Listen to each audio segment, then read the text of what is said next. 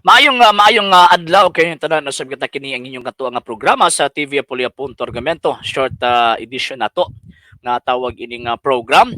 Sir RJ Sanoban ko ninyo sa kadali lang nga panahon aron na panagisgot sa mga butang nga may kalambigitan sa atong pagtuong Katolika. So nakita na po tagaan og tawag ining reaksyon ngano man kay one of our itong naga-comment sa ato ang gitawag og program. Ilabi na kini mga sulpot kay mo nag-wild magud sila karon ambot. Sa mo gitawag ining rason kanang mga suko magud sila kung tanaw dili tinuod ning ato ang resulti di mo barugan nila nga sila gitawag og tinuod pero ang problema di mo sila kabarog di man sila kasulod din yan ang pag-iuban din na nga moingon pagyud nga sulod ka speaker sa tawag ini nga programa ngano ako may patuon nyo dito kamo may gusto nga makig-ergo ko nila kanang inyong representante mo ni pasudlo ninyo dire sa gitawag og ato ang programa. Dili kay ako'y patuon hilaon pag ko ninyo dito. Kaduha, sa tawag ini na nag-comment, ngayon nga na wala pa day tawag ini nga Katoliko na ano daw kuno gitawag og Biblia. Ambot og nakasabot pagud sila anang word nga Biblia. Ano man kay ang word magud nga Biblia, but pasabot ana mga libro. Libro nga gilamkuban sa gitawag og mga libro. And at the same time, gigamit na nga pulong sa Kristohanong tawag anang iglesia, ang Santa Iglesia Katolika, Apostolika Romana, paghatag og pahimugat nga kining maong gitawag libro ha o sa Christian scripture ngano man kay before ang simbahang Katoliko apay na ilang Biblia na Old Testament Old Testament pero di man tumatawag nga Biblia mahulog man to nga Jewish scripture o mo bitaw nga tawag ini ang mga Hudyo dili mo dawat sa Biblia nga Kristiyano ngano man kay bisan pag na Old Testament ang Biblia Kristiyano mingon ang mga Hudyo as Kristiyano man na bisan pag naay mong libro din ha pero kanang libro nga si Kristiyano na pero kinsa man lang Kristiyano ang ilang gipunting dili na sa mga sektang natukod lang sa 15th century 16 17 18 19th 20th century refer na sa iglesyang gitukod ni Kristo nga mao ang simbahang Katoliko Santa Iglesia Katolika Apostolika Romana kay ang mga Israelita kining mga Hudyo kining religion nga Judaism o mas sila lang nakita na ilang Kristiyano gawas sa Santa Iglesia Katolika Apostolika Romana wala may tawag ini nga lain so pag-ingon nga Biblia, it is a Christian scripture. Ano sa man din nahitabo ng nigawas ang Christian scripture? Before pa ang Christian religion? Dili. Naguna ang Christian religion before ang Christian scripture.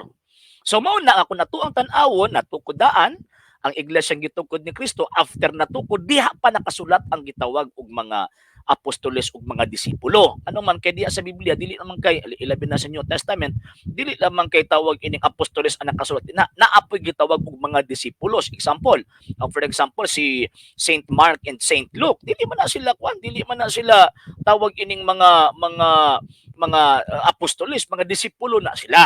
Karon. So buti pasabot nauna-una ang pag-establish sa iglesia before pa nakasulat ang mga apostol. Before pa nakasulat ang mga disipulo sa gitawag og mga apostol.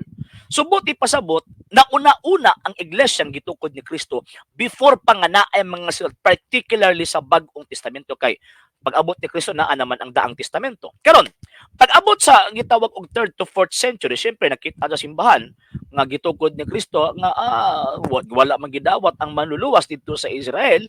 Mo na nga sige naamang tawag ang scripture syempre aron pag-recognize sa mga propeta kaniadto before naabot si Kristo gidawat ang Daang Testamento.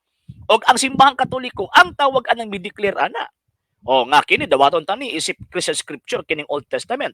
Dawaton tani New Testament isip Christian scripture. Unya kining Old and New Testament tawagon nato ning Biblia.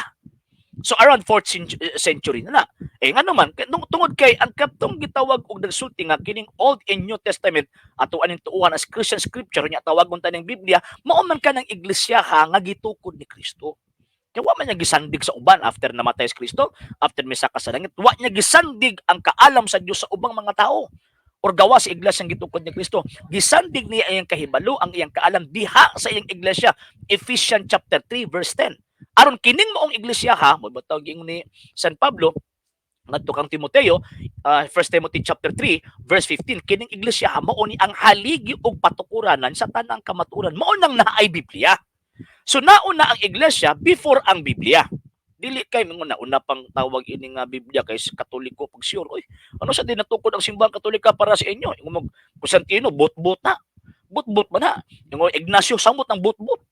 18th century pa natukod bot-bot na. Pagbasa gud magtarong og tawag ini nga kasaysayan kay para at least tama ang inyong i-present ba sa inyong gitawag og mga membro. Yun. So, kung nato ang gitawag tan-awon, naon ang iglesia gitukod ni Kristo, daser pa na naaning gitawag og Biblia. Kaya siya mismo ang nag-proclaim ini, kining Biblia, pulong sa Ginoo, kining libro nga scripture tawagon taning Biblia og tuuhang taning tanan nga tawag ining written word of God as inspired word of God. Mo na ang gitulo sa Iglesia Katolika. Wa pay protestante, wa pay mga sulpot, wa pay mga sekta kani abto. Sa first 1,000 years sa kinabuhi Santa Iglesia Katolika, Apostolika, Romana, way reklamo dawat tanan. Even gani mga protestante ni dawat man gani sa giingon simbang Katoliko nga kining Biblia pulong sa Ginoo. Di ba? So karon mingon din mga mas nauna pa aron inyo nang i-deny ang tawag ining kini pagkamatuod sa iglesia gitukod nito sa Iglesia Katolika. Mo man ni punto ninyo.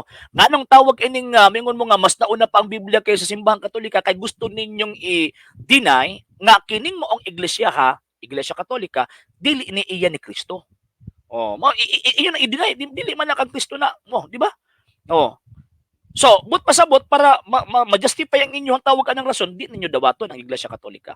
Pero mali, bisan pag di mo mudawat, bisan pag dili mo mutuo, magpabilin ang kamatuoran or nagpabilin ang kamatuoran kining iglesia, mao ang gitukod ni Kristong iglesia. So karon unsa may i-prueba nato nga tawag ining mao gyud ang gitukod ni Kristong iglesia? For example, tagata mo example, kiningingon ni Kristo ng My Church, St. Matthew chapter 16 verse 18. Ingon pa sa mga kasaysayan, mga pangkiitang mga tawag ining mga libro kasaysayan, nagingon na kining iglesia there are two equally valid definitions of the Catholic Church comparable to the twofold nature of Jesus Christ, its founder, who was both human and divine.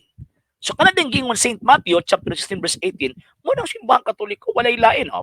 Another pa, nagsugod sa Jerusalem kining iglesia, the New Book of Knowledge volume 16, gingon the history of the Roman Catholic Church began in in Jerusalem almost 2,000 years ago. Lain pang tawagan ng ebidensya. The World Almanac in Book of Facts, wala gingon din in Book of Opinions. Ang gingon Book of Facts. Ang gingon din traditionally founded by Jesus who named Saint Peter the first vicar. Ingon pa sila palusot na traditionally. Kabalo ba mo siyang word anang traditionally? Buti pasabutan, it is a teaching, it is a thing handed down from one generation to another generation. So pa yung traditionally founded by Jesus nga naman kay maunay na dawat.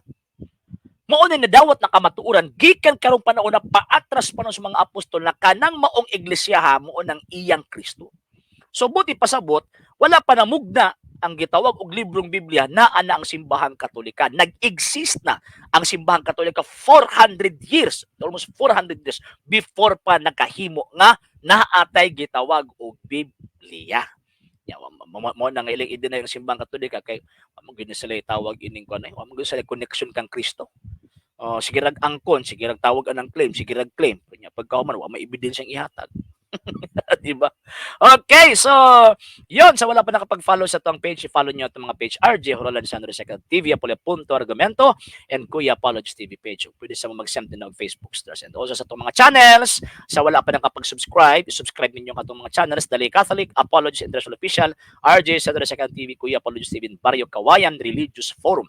And pwede sa mag-send din na o super sticker, super chats, and the super thanks. And yon sa mga Katoliko kung gusto mo tabang, gusto mo suporta, kay until now, nanginahalan kayo kami sa inyong tabang suporta, sa gustong mo tabang o suporta sa programa na to, pwede ninyong ipadala ang inyong tabang o suporta, pinagusto mga account numbers, na naa sa inyo hang gitawag o mga screens, ka na nagdagan ng information, o pwede sa mo, mag-message siya to ang page kung via remittance ang inyong pagpadala.